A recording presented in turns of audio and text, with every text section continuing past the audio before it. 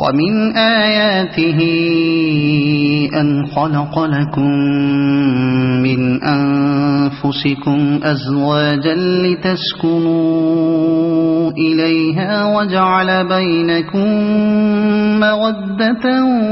ورحمة إن في ذلك لآيات لقوم يتفكرون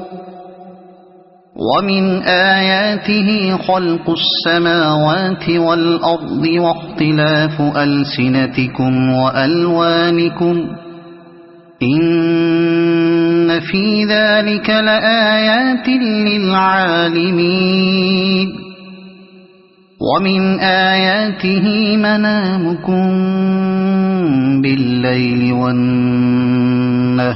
وابتغاؤكم من فضله إن في ذلك لآيات لقوم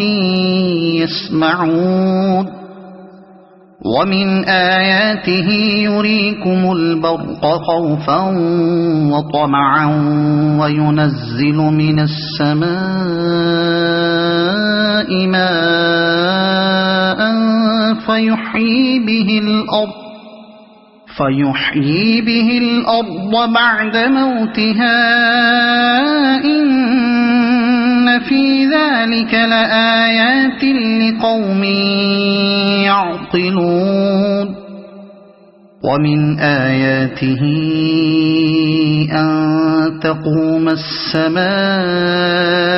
والأرض بأمره ثم إذا دعاكم دعوة من الأرض إذا أنتم تخرجون وله من في السماوات والأرض كل له قانتون وهو الذي يبدأ الخلق ثم يعيده وهو أهون عليه وله المثل الأعلى في السماوات والأرض وهو العزيز الحكيم ضرب لكم مثلا من أنفسكم هل لكم مما ملكت أيمانكم من شركاء فيما رزقناكم فأنتم فيه سواء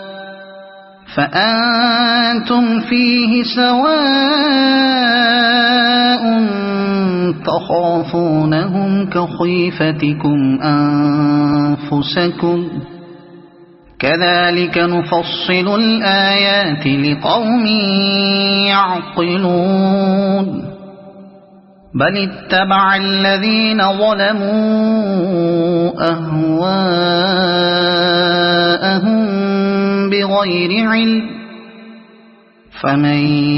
يهدي من أضل الله وما لهم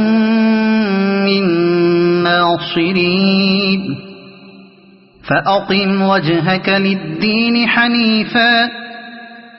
فطرة الله التي فطر الناس عليها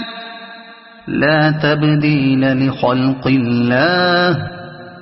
ذلك الدين القيم ولكن أكثر الناس لا يعلمون